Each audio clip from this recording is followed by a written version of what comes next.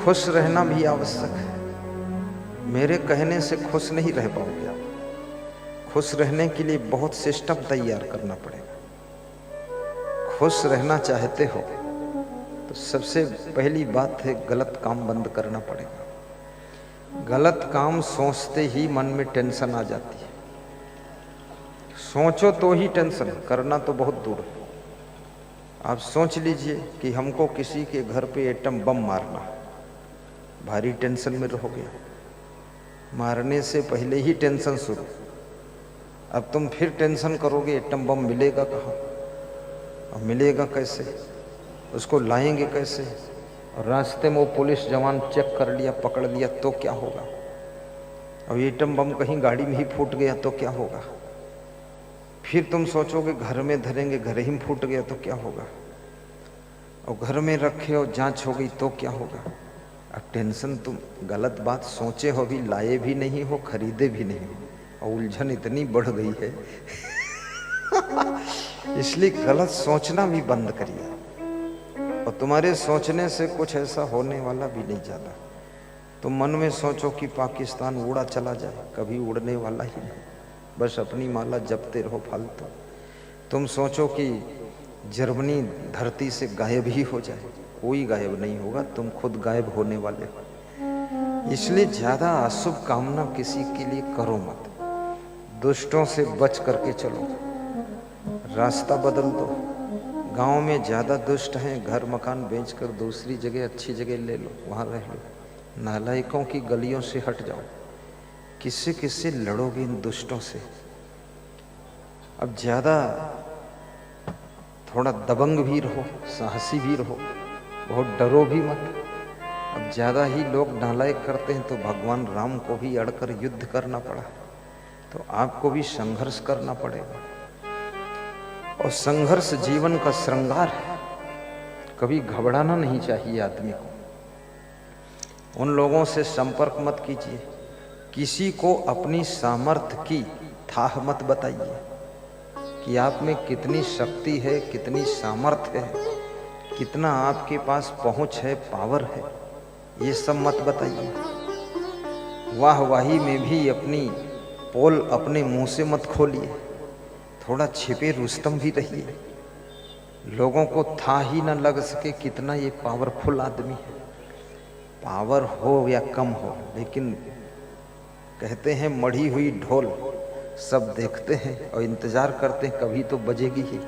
और फूटी ढोल जो निकलता वही एक लात मार के लुढ़का देता है। तो फूटी ढोल मत बनो, मढ़ी हुई ढोल रहो, ताकि लोग इंतजार में रहें, कभी तो इसका संगीत सुनने को मिलेगा। लेकिन तुम ढोल फोड़ के घूम रहे हो। सारी गहराइयाँ सबको मत बताइए। जो आपके लक्ष्य हैं, जो आपके प्लान हैं, सबके सामने व्यक्त मत करिए। कुछ लोग बाधक बन सकते हैं, तुम्हारा प्लान फेल कर सकते हैं। थोड़ा गुप्त प्लान अपने मन में भी रखिए। जो आपके बिल्कुल जिगरी लोग हैं, उन लोगों से हल्की सलाह लीजिए। कभी घबराइए मत, नुकसान होने पर परेशान मत होइए।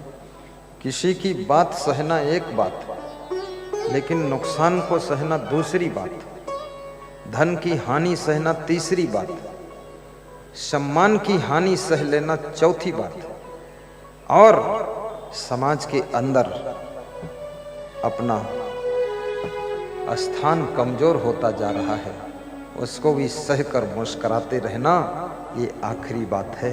याद रखना, बादल हमेशा बरसते नहीं है, सूरज हमेशा तपता नहीं है, सर्दी हमेशा तुमको कपकपाती नहीं है। सबका समय आता है, थोड़ा इंतजार कीजिए, आपका भी टाइम आने वाला है। बोलिए सद्गुरुदेव की जय। पड़ेगा ताकि आजू बाजू के लोग भी आपसे परेशान न हो, आपसे खुश रह सके। बोलिए सद्गुरुदेव की जय। पड़ोस के लोग अगर तुम्हारे मुर्गी पालने से परेशान होते हैं, मुर्गी तुम्हारी और उनके यहाँ गंदगी करती है, जाकर मुर्गी पालना बंद कर दो। फालतू बकवास करते हो, भैंस पाल लो, उसमें कौन परेशानी तुमको। 20 लीटर दूध देगी, 19 लीटर बेच लो, 1 लीटर पी लो पूरे परिवार सहित। और ये मुर्गी कितना दूध देगी, उसका अंडा खाओगे फिर मुर्गी को भी खा जाओगे।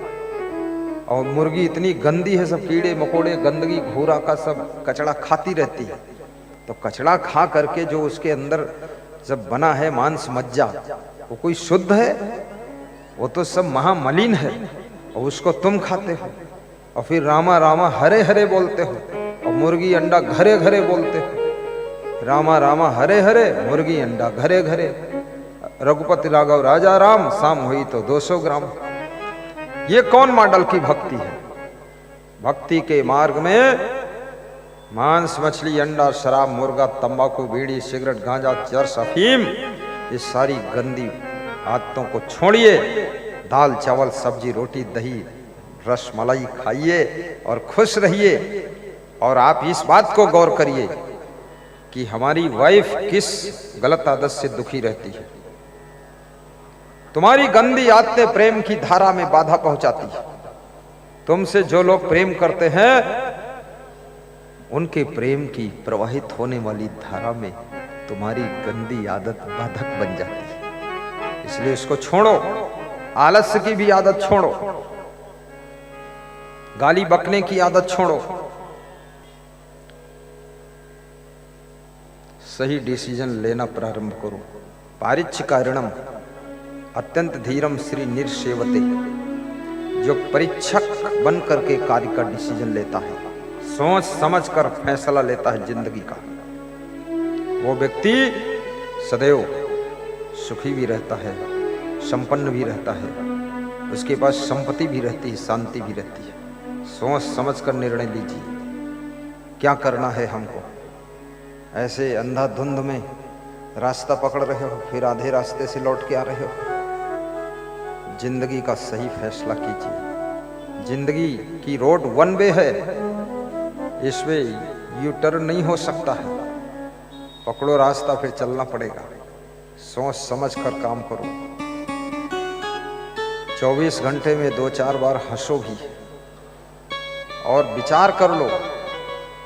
कबीर साहब ने बीजक में कहा है, करहो विचार जो सब दुख जाई, करहो विचार जो। ये विचार कर लो कि बचपन में मेरे पास क्या था। मैं 10 साल का था तो क्या था, 20 साल का हुआ तो क्या था, आज मेरे पास क्या है उससे कई गुना ज्यादा है। फिर भी टेंशन है, फिर भी दुख है, फिर भी मुंह ऐंठ रहे हो। सोचो कि मैं बहुत खुशहाल हूं।